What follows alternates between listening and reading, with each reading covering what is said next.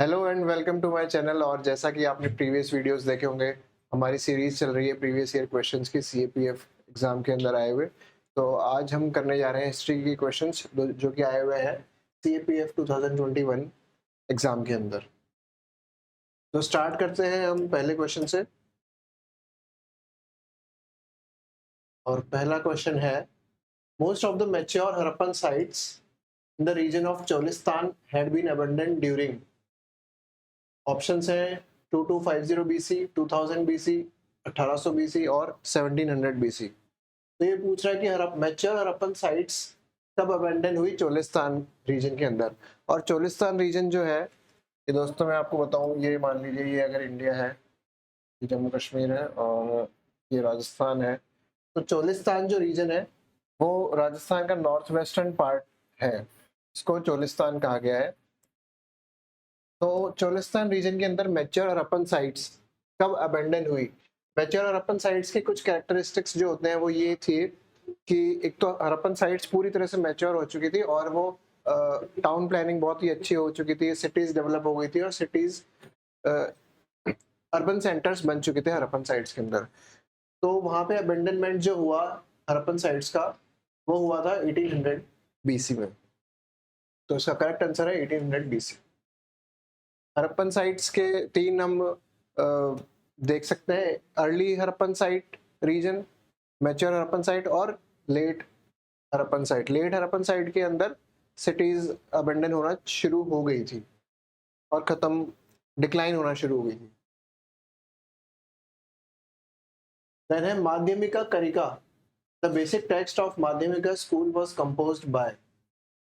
Option है नागार्जुन, असंगा, वासुबंधु और धर्मकीर्ति। तो इसका करेक्ट ऑप्शन जो है वो नागार्जुन है। नागार्जुन रोड माध्यमिका करिका और ये महायान महायाना बुद्धिस्ट स्कूल का एक पार्ट है, बुद्धिज्म का। महायान बुद्धिज्म ये फॉलो करते थे, नागार्जुन वहाँ के स्कॉलर थे और इन्होंने लिखी है माध्यमिका करिका और ये फाउंडर है माध्यमिका स्कूल के भी। Next question, which one of the following pairs of authors and Sanskrit literary works is incorrectly matched। तो इसके अंदर इनकरेक्टली जो मैच हुए हैं हमें उसके बारे में बताना है। और इसके ऑप्शंस है सोमदेव तथा सरिता सागर, तथा सरित सागर। तो यस, ये इन्होंने ही लिखी है। इसके बाद में अश्वघोष ने लिखी है बुद्ध चरित्र। बिलाना ने लिखा है विक्रमांक देव चरित। और कालिदास का ऑप्शन सामने दे रखा है वासवा दत्ता। वासवा दत्ता लिखा है सुबंधु ने, ये एक गलत ऑप्शन है। तो इसका करेक्ट ऑप्शन जो हो गया वो वासवा दत्ता का लिखा है बाय सुबंधु ने। तो इसका इनकरेक्टली ऑप्शन ये है। The next question is, in the Mathura school of art, Buddha's images are largely carved in। तो जो मथुरा स्कूल ऑफ आर्ट है उसके अंदर सबसे ज्यादा चीजें क्या दिखाई गई हैं। उसके ऑप्शन हैं ध्यान मुद्रा, अभय मुद्रा, धर्म चक्र मुद्रा और वरद मुद्रा। तो दो तीन स्कूल ऑफ आर्ट्स बताई गई हैं। एक तो Gandhar school of art,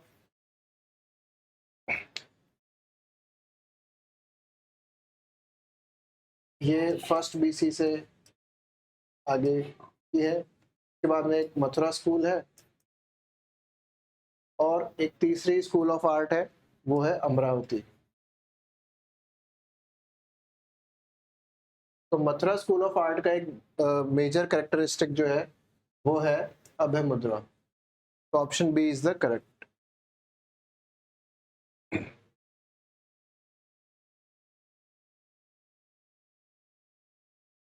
the Mauryan capital of Pataliputra has been associated with the archaeological remains of। Mauryan capital थी पाटलिपुत्र, ये हमें कैसे मालूम पड़ता है, वो हमें पता पड़ता है आर्कियोलॉजिकल जो साइट्स हैं वहाँ पे एक्सकेवेशंस के थ्रू हमें मालूम पड़ा है। और वो जो एक्सकेवेशंस हैं वो कहाँ कहाँ मालूम पड़े हैं हमें। और उसका करेक्ट जो ऑप्शन हमें दे रखे हैं वो है Bulandibagh and Rajagriha, Kumrahar and Mocharim, Kumrahar and Bulandibagh, and options D is Kumrahar and Jalalgarh. तो इसका करेक्ट आंसर जो है वो कुमराहार एंड बुलंदीबाग है। बुलंदीबाग और कुमराहार के रिमेन्स हमें बताता है कि Pataliputra was the Mauryan capital और ये इससे एसोसिएटेड है। फिर है Satavahanas are identified in the Puranas by which one of the following epithets? Option Andhras, Shakas, Kshatrapas and Shungas. तो इसका करेक्ट ऑप्शन जो है वो करेक्ट आंसर है Andhra's. Satavahanas were also called Andhra's. और सतवाहनास जो थे वो पोस्ट मौर्यन टाइम के डायनेस्टी थी। Maurya after the decline of Maurya dynasty, Satavahanas ruled in the Deccan, तो इनको आंध्रास भी बोला जाता था।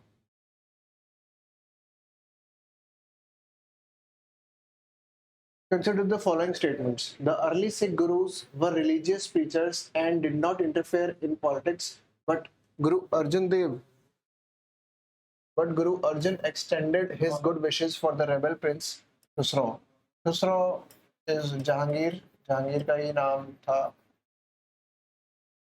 सॉरी जहांगीर नहीं, Shahjahan. Shahjahan was known as Khusro. ये तो सलीम थे। तो गुरु अर्जुन देव जो है वो 5th गुरु थे सिखिज्म के, और इन्होंने ही कंपाइल किया था आदि ग्रंथ।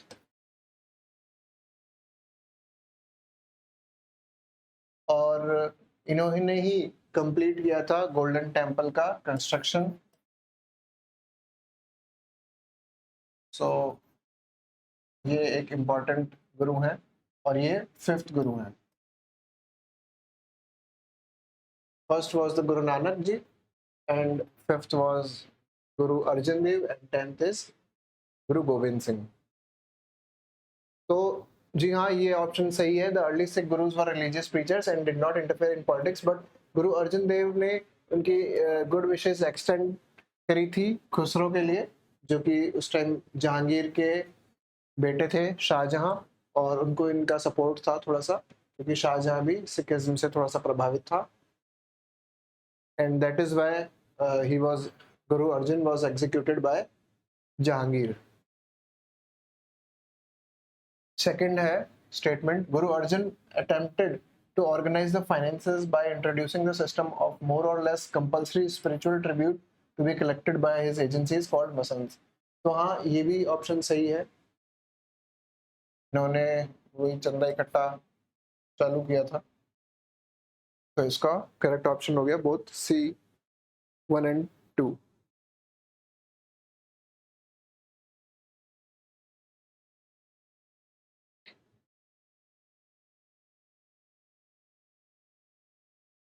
Qutub Minar was originally 4-storied. Who among the following Delhi Sultans raised the height of the structure by adding the 5th story? तो कुतुब मीनार का कंस्ट्रक्शन चालू तो किसने किया था? Qutub Minar was constructed by Qutubuddin Aibak. He was the founder of the slave dynasty. He was the slave of Muhammad Ghori in the 12th century। Mohammad Ghori जो था वो 12th सेंचुरी में एग्जिस्ट करता था, और उसका जो फर्स्ट स्लेव था Qutbuddin Aibak, he ruled in India. He was the founder of slave dynasty, और उसने कंस्ट्रक्शन तो कुतुब मीनार का उसी ने चालू करवाया था on the name of Sufi saint Qutbuddin. और बट उसका जो 5th फ्लोर है वो बाद में बनवाया था फिरोज शाह तुगलक ने। उसके बाद में 4 स्टोरी के बाद में जो कंस्ट्रक्शन किया हुआ है वो फिरोज शाह तुगलक ने करवाया हुआ है। तुगलक डायनेस्टी का एक इम्पोर्टेंट रूलर था, और इसका इंफ्रास्ट्रक्चर के अंदर काफी योगदान रहा है मिडिवल टाइम के अंदर। He constructed many irrigation canals in the Delhi region in Punjab and Haryana. So Firoz Shah Tughlaq is the right answer. Hauz Khas जो दिल्ली में है वो भी फिरोज शाह तुगलक नहीं बनवाया था। Which one of the following pairs of Deccan Sultans and their respective regions is incorrectly matched? तो Delhi sultans के सामने हमें उनका रीजन दे रखा है और इसके बारे में हमें बात करनी है। Nizam Shahi in Bijapur, Barid Shahi in Bidar, Qutb Shahi dynasty in Golconda and Imad Shahi in Berar. तो निजाम शाही जो है वो बीजापुर में नहीं थे। निजाम शाही रूल्ड इन अहमदनगर।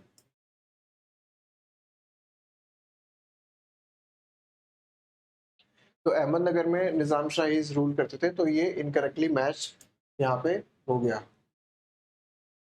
बीजापुर के अंदर आदिल शाही डायनेस्टी थी।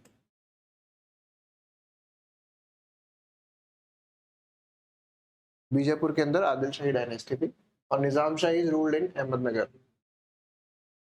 बाकी सारे ऑप्शंस यहाँ पे करेक्ट है।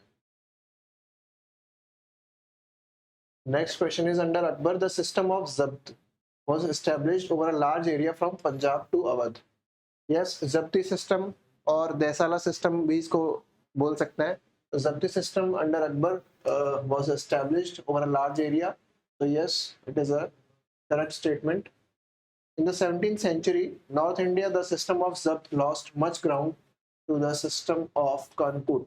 The 17th century यानी कि 1600s के अंदर, तो 1600s के अंदर तो जब्त सिस्टम बहुत ज़्यादा कंक्रीट हो गया था, बहुत ज़्यादा माने लगे थे इस सिस्टम को। तो ये ऑप्शन तो गलत है और जब्त system was established over large area during Akbar. तो ये स्टेटमेंट बिल्कुल सही है। ऑप्शन 2 गलत होने के कारण हमारा जो आंसर हो गया वो ये है।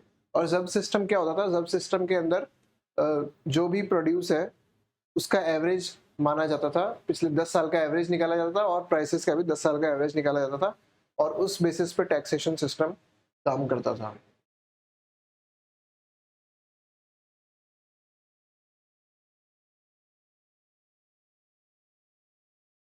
Then who among the following warned his colleagues that the Constituent Assembly was British made and was working the British plan as the British should like it to be worked out? तो ये statement किसने बोली है ये पूछ रहा है इसके अंदर। और इसके ऑप्शंस हैं Somnath Lahiri, B R Ambedkar, Shyama Prasad Mukherjee and B N Rao. तो देखिए बी आर अम्बेडकर और बी एन राव तो नहीं हो सकते क्योंकि ये तो इम्पोर्टेंट मेंबर्स थे कॉन्स्टिट्यूएंट असेंबली के। श्यामा प्रसाद मुखर्जी भी उस टाइम में ऐसा कुछ नहीं बोल सकते थे। ऐसा बोलने वाले थे Somnath Lahiri and he was a communist leader of that time. और उन्होंने ये बोला था कि कॉन्स्टिट्यूएंट असेंबली जो है वो ब्रिटिश मेड है and it is working according to British. B N Rau was the constitutional advisor. ये क्वेश्चन भी कई बार पूछा गया है ऑफ द कॉन्स्टिट्यूएंट असेंबली। और बी आर अम्बेडकर तो थे ही ड्राफ्टिंग कमेटी के चेयरमैन।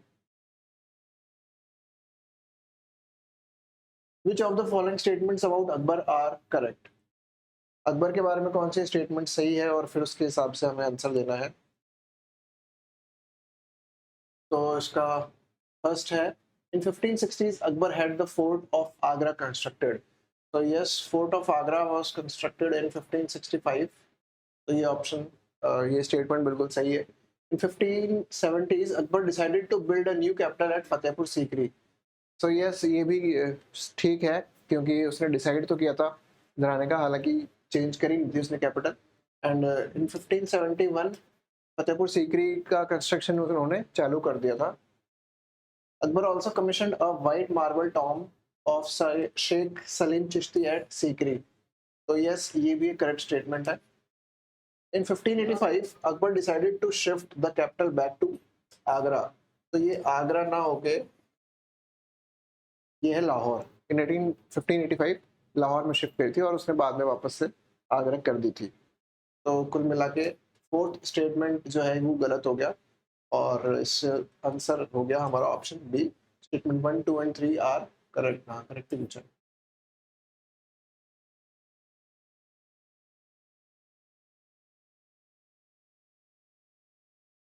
देन विजयनगर विजयनगर से एक क्वेश्चन आ ही जाता है हमेशा, और इसमें पूछा गया है विजयनगर वाज established by हरियर एंड बुक्का। ये हमारा डेक्कन के अंदर है ये पार्ट, और बोला गया है अमर नायक्स के लिए।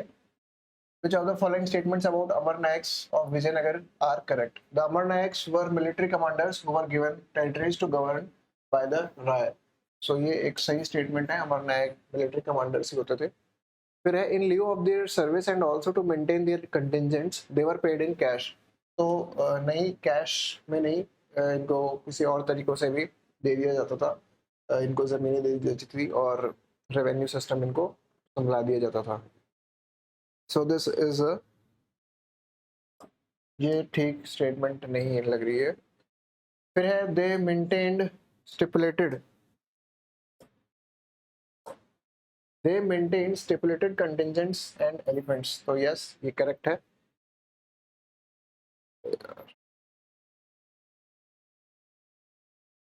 फोर्थ स्टेटमेंट जो है they used to send tribute to the king annually and personally appeared in the royal court with gifts to express their loyalty.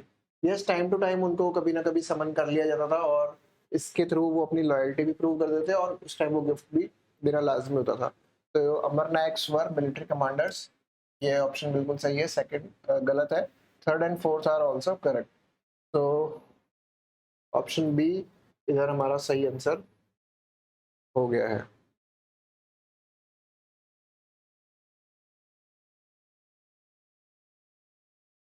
फिर हमारा मॉडर्न इंडिया के से क्वेश्चन आता है, correctly match. Permanent settlement was, yes, it was introduced by Lord Cornwallis in 1793। Permanent settlement हो गया था जिससे इनकी जो कमाई का साधन है वो एक तरह से बहुत ही कंक्रीट हो गया था, बहुत ही सिस्टमाइज्ड और बहुत ही वेल मेंटेन्ड हो गया था परमानेंट सेटलमेंट से। तो it was introduced by Lord Cornwallis, yes it is a correct match. Ryotwari settlement was done by Thomas Munro. जी हाँ, ये भी सही है। 1820 में रैयतवाड़ी हुई। और Mahalwari settlement by Holt Mackenzie, ये भी बिल्कुल सही ऑप्शन मैच है। और आपको एक चीज और बता देते हैं कि permanent settlement was introduced in Bengal and Odisha. यहाँ पे तो हुआ परमानेंट सेटलमेंट। और रैयतवाड़ी सेटलमेंट के थ्रू क्या होता था, रैयत्स डिसाइड कर ली गई थी और peasants were decided were peasants were decided as a direct tax payers. तो ब्रिटिशर्स डायरेक्ट पीजेंट से ही टैक्स लेते थे और उन्हीं को ही मालिकाना हक दिया था अपने फार्म प्रोड्यूसेस का। तो ryotwari was done in Madras and Bombay province. यहाँ पे तो रैयतवाड़ी हुआ। और परमानेंट सेटलमेंट हुआ बंगाल और उड़ीसा में। और जो महलवारी सिस्टम है, महल्स, ये हुआ गंगेटिक प्लेन के अंदर, मेनली पंजाब रीजन के अंदर, पंजाब हरियाणा। यहाँ पे महलवारी सिस्टम के अंदर वो मिडल मैन भी यूज में लेते थे। मिडल मैन यानी कि वहाँ उस टाइम के जो भी रूलिंग क्लास जो होती थी उसको, उनके थ्रू वो लेते थे। तो yes, all three are correct. So option D is the correct here.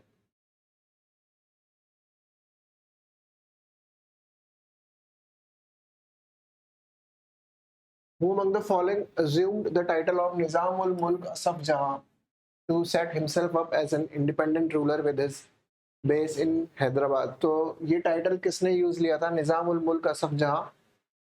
और तो ये टाइटल लिया था हैदराबाद के रूलर ने और उनका नाम है चिनकिलिच खान। तो after the decline of Mughal empire there were many power centres emerged in whole of the India, Bengal और हैदराबाद और हर जगह। तो उनमें से हैदराबाद वाले ने, जिसने अपने आप को इंडिपेंडेंट डिक्लेयर किया, उन्होंने अपना नया टाइटल रख लिया निजाम उल मुल्क असफ जहां। और ये करने वाले थे चिनकिलिच खान। ब्रिटिशर्स के आने से जस्ट पहले की बात है ये। And he also had some conference with Britishers.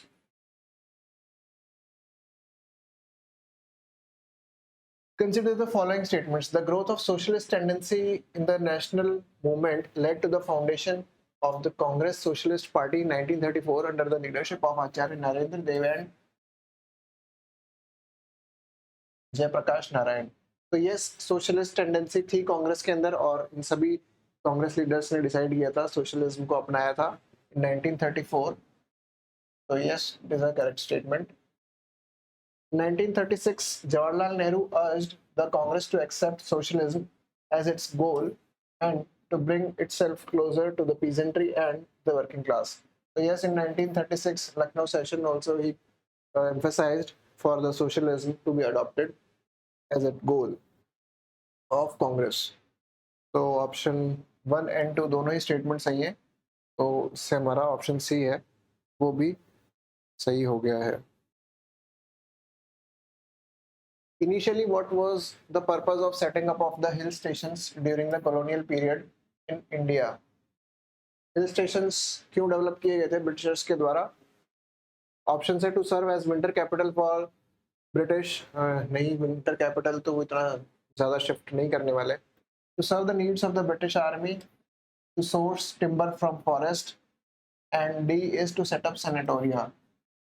तो इस सभी ऑप्शंस के अंदर सबसे सही ऑप्शन जो है वो ऑप्शन डी माना गया है। और क्योंकि ब्रिटिश फैमिलीज को भी वहाँ पे रिसाइड करना था, उनको हॉट एंड ह्यूमिड क्लाइमेट में नहीं रहना था इंडिया के प्लेन्स में, तो उनकी फैमिलीज जो है वो शिमला, मसूरी वगैरह यहाँ पे रहती थी और इसीलिए उनको वहाँ का इंग्लैंड जैसा क्लाइमेट पसंद आया और इसलिए उन्होंने हिल स्टेशन डेवलप करी।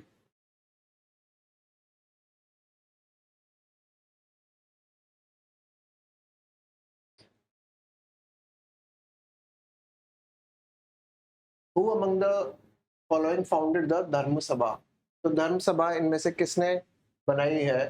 तो धर्म सभा बनाई है, इसका करेक्ट आंसर है राधाकांत देव। 1820 आई थिंक ही एस्टैब्लिश्ड धर्म सभा। ये एक फ्रीडम फाइटर थे और सोशल रिफॉर्मिस्ट भी थे, तो इन्होंने, राधाकांत देव ने धर्म सभा बनाई। केशव चंद्र सेन ने इंडियन रिफॉर्म एसोसिएशन बनाया था कलकत्ता के अंदर।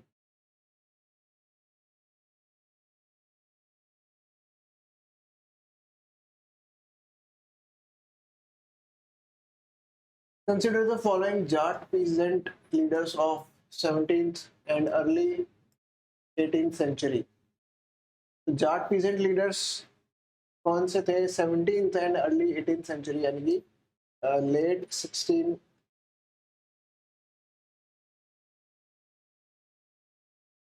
में कौन कौन पीजेंट लीडर्स थे? इसके ऑप्शंस हैं बदन सिंह, राजाराम जाट, गोकुल जाट एंड चूड़ामन जाट। इसको क्रोनोलॉजी में अगर हम करें तो इसका सबसे पहले जो है वो गोकुल जाट आए थे, तो ऑप्शन 3 तो ए और सी में से ही इसका करेक्ट आंसर होगा। उसके बाद में जो है चूड़ामन जाट आए थे। चूड़ामन जाट और राजाराम जाट ये सभी भरतपुर स्टेट से बिलोंग करते हैं और इन्होंने जाट पीजेंट लीडर्स ही बने थे, जाट पीजेंट लीडर्स, और पीजेंट मूवमेंट्स इन्होंने चलाए थे against the Mughal empire, mainly Aurangzeb के टाइम पर। और इन्होंने जो है एक भरतपुर अपना स्टेट अलग से एस्टैब्लिश भी कर लिया था, अलग से को इंडिपेंडेंट भी घोषित कर दिया था। तो इसका करेक्ट ऑप्शन जो है वो 3412 है।